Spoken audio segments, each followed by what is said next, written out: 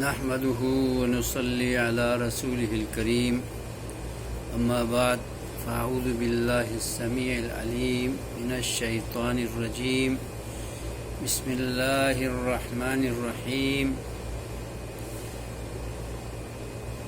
میرے محترم بزرگوں، بھائیوں، دوستوں، ماؤں اور بہنوں، السلام علیکم ورحمۃ اللہ وبرکاتہ۔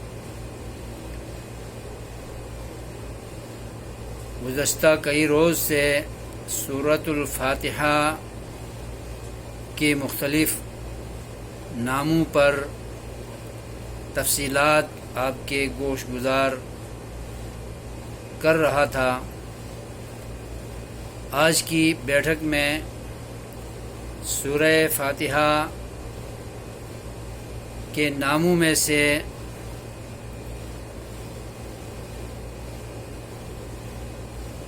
سورۃ الدعاء، سورۃ الشفاء اور دم جاڑ والی صورت ہونے کے لحاظ سے 3 ناموں پر مختصر گفتگو کروں گا۔ میرے محترم بھائیوں، بزرگوں، سورہ فاتحہ کے ناموں میں سے یہ 3 نام بھی مشہور نام ہیں، تو اس سورت کو دعا والی سورت کہنے کی وجہ یہ ہے کہ سورہ فاتحہ کے اندر اللہ رب العزت نے دعائیہ کلمات پر مشتمل ایک آیت اتاری ہے، اہدنا الصراط المستقیم۔ اے اللہ، ہمیں سیدھا راستہ دکھا، صراط الذین انعمت علیہم، تیرے انعام یافتہ لوگوں کا راستہ دکھا، غیر المغضوب علیہم، تیرے جن بندوں پر تیرا غضب ہوا ہے، تیری پھٹکار پڑی ہے، ان کا راستہ ہمیں نہ دکھانا، ولا الضالین، اور نہ ہی تیرے بندوں میں سے جو سیدھی راہ سے گمراہ ہو گئے ہیں ان کا راستہ بھی ہمیں مت دکھا، آمین یا رب العالمین۔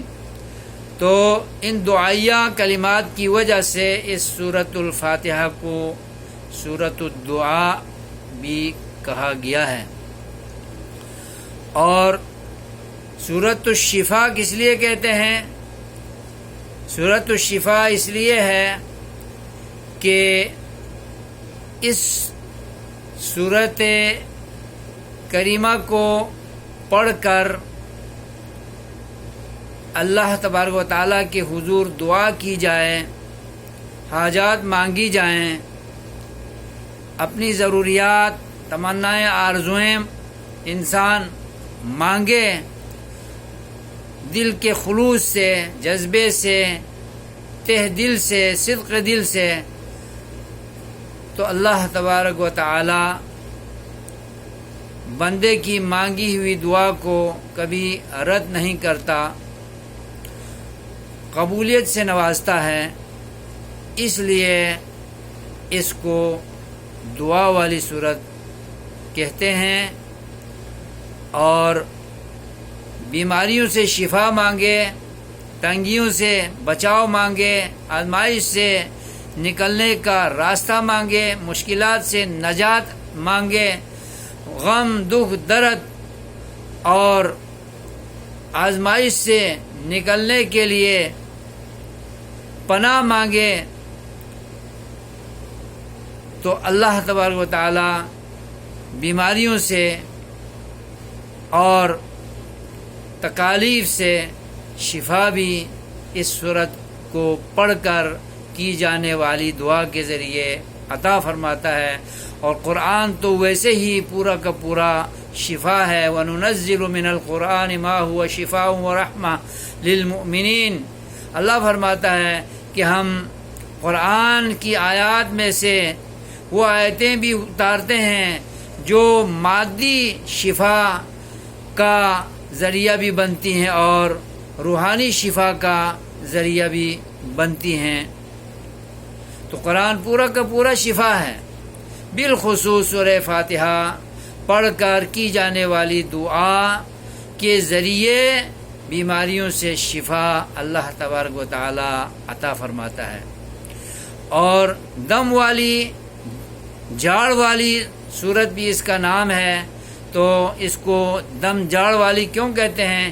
اس لیے کہ نبی پاک صلی اللہ علیہ وسلم کے فرمان کے مطابق اور صحابہ کے عمل کے مطابق صحابہ کرام نے بالخصوص حضرت ابو سعید خدری اور ان کے ساتھیوں نے ایک قبیلے کے سردار پر دم کیا تھا سورہ فاتحہ کو پڑھ کر.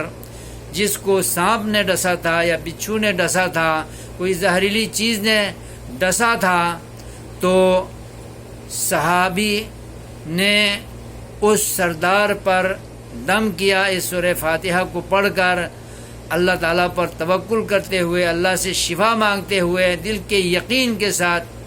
تو اللہ تبارک و تعالیٰ نے اس شخص کو شفا دی تھی اور دعا قبول ہوئی تھی. اس لیے اس کو دم جاڑ والی صورت بھی کہتے ہیں. اللہ تبارک و تعالیٰ سے دعا ہے کہ وہ ہمیں اپنے کلام پاک کو سمجھنے کی توفیق عطا فرمائے اور سمجھ کر اس کے تقاضوں کو پورا کرنے کی توفیق عطا فرمائے. اور سورہ فاتحہ جس مقصد کے لیے ہم پڑھیں، دعا مانگتے ہوئے پڑھیں، دعا کی غرض سے پڑھیں، شفا کی غرض سے پڑھیں یا دم جاڑ کی نیت سے پڑھیں، جس مقصد کے لیے بھی ہم پڑھیں، اللہ تبارک و تعالی اللہ کے بندوں کی دعا کو قبول بھی کرتا ہے، بیماریوں سے شفا بھی دیتا ہے اور تنگیوں سے نجات بھی دیتا ہے، مشکلات سے نکالتا بھی ہے، حاجات بھی منظور فرماتا ہے. آج کی محفل میں بس اتنی گفتگو پر اکتفا کرتا ہوں. آپ بھائیوں سے التماس ہے کہ میرے یوٹیوب چینل کو لائک کریں، شیئر کریں، کمنٹس کریں اور فالو کریں تاکہ نئی نوٹیفیکیشن، نئی معلومات، نئے دروس آپ تک پہنچتے رہیں اور ہمارا اس چینل کے ذریعے رابطہ رہے اور ایک دوسرے سے استفادہ کرنے کا اللہ تبارک و تعالی ہمیں موقع فراہم کرتا رہے. آمین یا رب العالمین. السلام علیکم ورحمۃ اللہ وبرکاتہ.